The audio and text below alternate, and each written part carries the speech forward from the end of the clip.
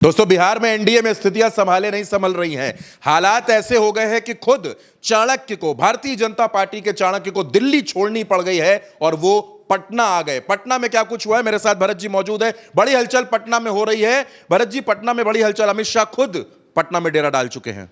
सिर्फ पटना में ही नहीं चंद्रकांत जी, खबर बहुत बड़ी है। खबर उससे आगे ये है कि अमित शाह ना तो नीतीश कुमार से किसी कार्यालय में मिले, ना तो मुख्यमंत्री आवास पर मिले, ना भाजपा कार्यालय में मिले।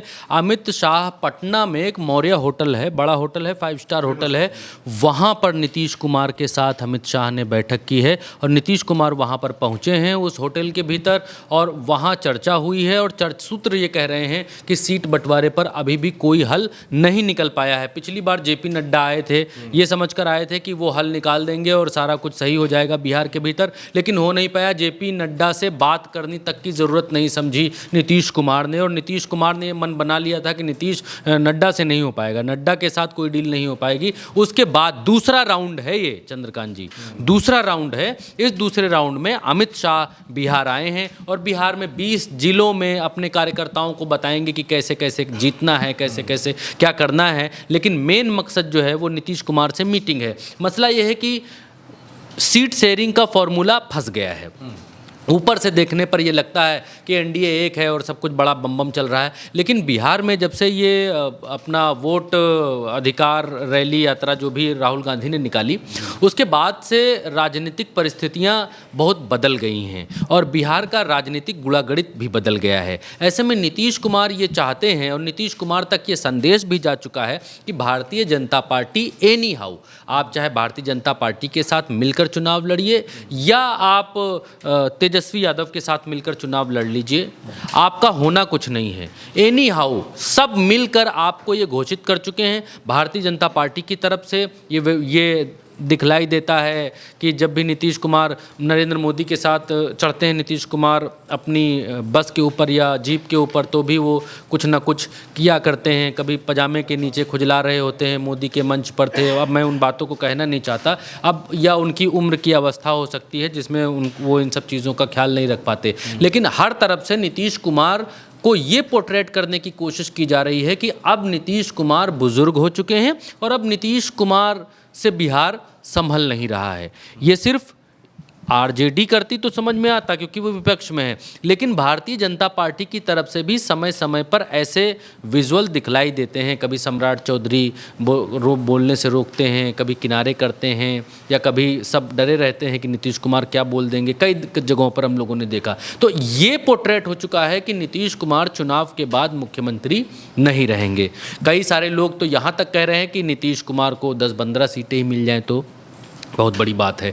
ये सब देखते हुए, क्योंकि नीतीश कुमार ने एक छत्र राज किया है बिहार के ऊपर, तो अब नीतीश कुमार को ये मैसेज है कि अगर ज़्यादा सीटों पर लड़ेंगे तो ही ज़्यादा जीतेंगे, कम सीटों पर लड़ेंगे तो फिर कम ही जीतेंगे, और वैसे भी हालत खस्ता है। अब नीतीश कुमार एनी हाउ ये चाहते हैं कि उनकी पार्टी ज़्यादा से ज़्यादा सीटें उनकी पार्टी को मिले। अगर भारतीय जनता पार्टी उनके चेहरे पर चुनाव लड़ रही है बिहार के भीतर, और अगर नीतीश कुमार साथ बीजेपी के नहीं रहते हैं, तो ये क्लियर एंड कट है। कोई भी नीतीश कुमार को कितना भी कहे कि वो अब खोखा हो चुके हैं, खाली बंदूक हो चुके हैं, मिसफायर हो चुके हैं, जो भी कहे, लेकिन नीतीश कुमार का आज भी रोला रुतबा दबदबा है, भले ही वो बुजुर्ग हो गए। इसलिए नीतीश कुमार ये चाहते हैं कि चुनाव के बाद तो दूध में पड़ी मक्खी की तरह उनको निकाल कर फेंका जाएगा, इसमें कोई डाउट नहीं है। लेकिन नीतीश कुमार के पास अगर ताकत रहेगी तो दूध में मक्खी पड़ी रह सकती है, इतनी ताकत के साथ कि दूध पर तैरती रहेगी, निकाल कर टक से मारकर बाहर नहीं फेंकी जाएगी। तो नीतीश कुमार ये चाहते हैं कि उनको सीटें ज़्यादा मिले। पिछली बार क्या हुआ था कि 122 सीटें नीतीश कुमार को पिछली बार दी गई थी, और नीतीश कुमार के ही कोटे से नीतीश कुमार ने 7 सीटें जीतन राम मांझी को दी थी कि भाई 7 सीटें हम इनको दे रहे हैं अपने कोटे से। भाजपा 121 या 120 मिली थी, उसमें यह तय हुआ कि भारतीय जनता पार्टी के पास इतनी सीटें हैं, तो नीतीश कुमार 115 पर लड़े थे, 7 दे दी थी मांझी को। भारतीय जनता पार्टी 110 पर लड़ी थी, और उसमें से मेरे ख्याल से 11 सीटें जो हैं पिछली बार, मैं आंकड़े थोड़ा करेक्ट कर देता हूँ, पिछली बार जो है इन्होंने मुकेश साहनी को 11 सीटें दी थी भारतीय जनता पार्टी ने। ये 121 या 120 सीटों पर भारतीय जनता पार्टी में बंटवारा हुआ था, तो ऐसे बंटवारा हो गया।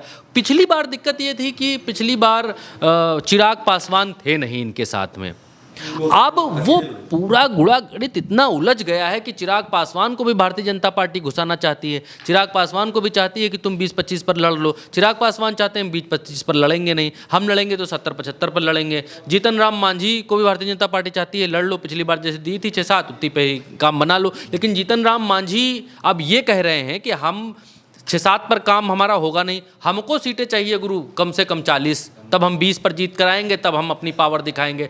अब वो 40 सीटें, मसला ये फंस रहा है कि पिछली बार जीतन राम मांझी को नीतीश के कोटे से सीटें मिली थी, 7 सीटें। मैं थोड़ा सा समय लूँगा, लेकिन मैं बहुत तगड़ी बात आपको बताने जा रहा हूँ। तो पिछली बार जो है 7 सीटें मिली थी इनको, नीतीश ने अपने कोटे से।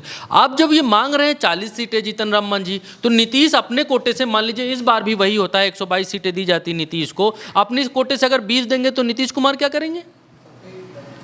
नीतीश कुमार क्या करेंगे? और वही जो फॉर्मूला है, ये कोई अभी समझ नहीं पा रहा। गोदी मीडिया के हवाले से ये बात हवा में उड़वाई जा रही है और कहलवाया जा रहा है कि इस बार नीतीश कुमार 101 पर लड़ेंगे, भाजपा 100 पर लड़ेगी, या नीतीश कुमार 102 पर लड़ेंगे, भाजपा जो है 101 पर लड़ेगी, छोटे छोटे बड़े भाई हो जाएंगे। लेकिन भाजपा ये चाहती है कि जीतन राम मांझी को तुम संभालो। ये जो मांग रहे हैं 30, 40, 20, 25, इनको आप देखो भाई साहब, आपके आदमी हैं, आपने सीएम बनाया था, आपका अपना जो गुड़ा गणित इनके साथ सही चलता है, इनको आप देखो, बाकी हम देख लेंगे। चिराग पासवान हमारे लॉयल आदमी हैं, उनको हम समझा बुझाएंगे कुछ करने के लिए। लेकिन मांझी को आप देखो, मांझी मानने के लिए तैयार नहीं है। आज की तारीख में मांझी और नीतीश कुमार की ये बिल्कुल ठनी हुई है। अब नीतीश कुमार ये चाहते हैं कि ये हमको गुड़ा गणित ना बताओ कि हमको इतना देना, हम जो मांग रहे हैं हमको दो, बाकी तुम जानो। बिहार के मुख्यमंत्री हम हैं। तो इसीलिए आप देखिए कि शाह किसी कार्यालय, किसी दफ्तर कहीं नहीं मिलते हैं, मौर्य होटल में मिलते हैं, प्राइवेट होटल में मिलते हैं, जहां मुख्यमंत्री जाते हैं मिलने के लिए। कहीं देखा आपने उत्तर प्रदेश में, बिहार में जब कोई आता है तो मुख्यमंत्री आवास पर जाता है ना मिलने के लिए। कटसी तो यही है कि वो मुख्यमंत्री हैं, मुख्यमंत्री आवास पर ऐसा कांटा तो गड़ा नहीं है। लेकिन ये मीटिंग होटल में हो रही है, ना तुम्हारा दबाव ना हमारा। वो पिक्चरों में आपने देखा है ना कि मीटिंग कहाँ होगी, काली मंदिर के पीछे दोनों डान पहुंच जाते हैं, काली मंदिर के पीछे मीटिंग होती है। कहते हैं तुम्हारे आदमी 20 फुट दूर खड़े रहेंगे, हमारे आदमी 20 फुट दूर खड़े रहेंगे, उनके असलहे सब निकाल के जमा, इनके असलहे भी निकाल के जमा, फिर वहाँ होती है सूर्या भाई से मीटिंग। वो सीन बिहार के भीतर चल रहा है। आप देखिए ना, आप बिहार के तमाम जो है अखबार, ये देखिए, क्योंकि उल्टा चश्मा यूसी कुछ भी आपको ऐसे चर्चा नहीं करता है जब तक। आज की तारीख है 18 सितंबर की ये तारीख है, आज 18 सितंबर है। दोपहर 1:46 की ये खबर है। हिंदुस्तान अखबार है, लिखता है अमित शाह से मिलने होटल पहुंचे नीतीश, 5 दिन पहले बिना मिले दिल्ली लौट गए थे जेपी नड्डा। जेपी नड्डा को भाव नीतीश कुमार ने दिया नहीं कि आपसे कुछ हो नहीं पाएगा। ये जो मसला है, ये मसला बड़ा है, छोटा मसला नहीं है।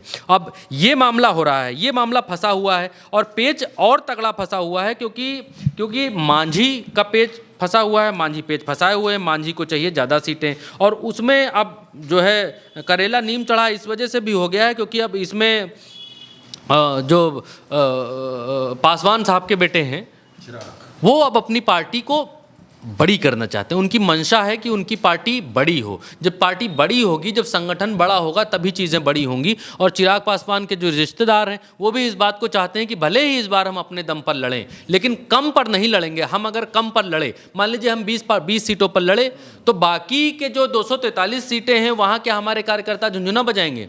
या हम बाकी कार्यकर्ताओं को कहेंगे कि यहाँ पर नीतीश के पीछे जाओ, वहाँ भाजपा के पीछे जाओ, वहाँ मांझी के पीछे, मांझी को लड़ाओ, यहाँ उनको लड़ाओ? फिर तो पार्टी खत्म हो जाएगी ना भाई साहब।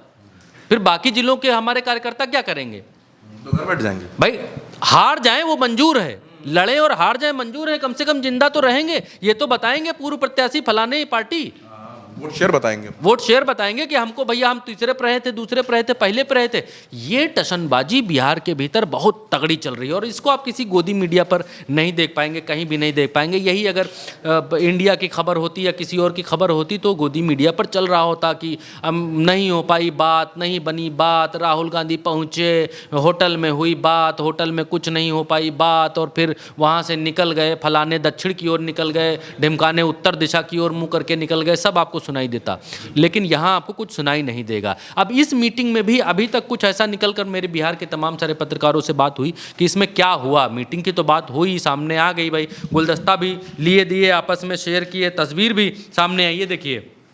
ये देखिए, ये वो तस्वीर है जिसमें नीतीश कुमार और अमित शाह जो है एकदम मुस्कुराते हुए मिल रहे हैं। ये तस्वीर सब सामने आ गई, लेकिन बात क्या हुई, बात नहीं मालूम चली। क्या नीतीश कुमार माने, क्या नीतीश कुमार अब कुछ और, क्योंकि एक बात और, मैं थोड़ा सा लंबा हो रहा है, मैं माफ़ी चाहूँगा, लेकिन एक बात और, अभी 1-2 दिन पहले नरेंद्र मोदी बिहार में एक रैली करते हैं, पूर्णिया के भीतर एयरपोर्ट का उद्घाटन करते हैं, बाकी सारी चीज़ें करते हैं, पप्पू यादव भी इस मंच पर जाते हैं, नीतीश कुमार को बोलने के लिए कहा जाता है, नीतीश कुमार बोलने के लिए खड़े होते हैं, नीतीश कुमार कहते हैं कि नरेंद्र मोदी ने इतना सारा काम किया है, सब लोग खड़े हो, सब लोग बजाओ ताली।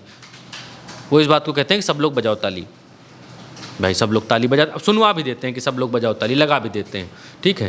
तो जरा खड़ा होकर के एक बार प्रणाम करिए, खड़ा होकर प्रणाम करिए। तो ये बहुत बड़ी बात है, इसलिए आप कहाँ बैठी हुई हो तुम लोग, खड़ा हो, वहां बैठे हुए खड़ा हो। अब जब नीतीश कुमार कह चुकते हैं कि हाँ सब लोग बजाओ ताली, तो नीतीश कुमार ये भी कहते हैं कि ये सब लोग हमको भटका दिया था इधर उधर पिछली बार, अब हम कहीं जाने वाला नहीं है। तो नीतीश कुमार जितनी बार ये कहते हैं, सुन लीजिए, भी सुन लीजिए कि ये हमारी पार्टी के कुछ लोग कर देते थे, अभी एक वो नेता हमारे पास बैठे हुए हैं, तो इसीलिए अब बेकार हो गया, अब सवाल ही नहीं पैदा होता है, अब किसी के साथ कोई तरह का होगा नहीं। अब जानते क्या है, अरे शुरू से सरकार बनी ना, तो सरकार बनी यही ना भाई, बीजेपी और जेडीयू का, एनडीए का, और उससे तो सब काम हुआ।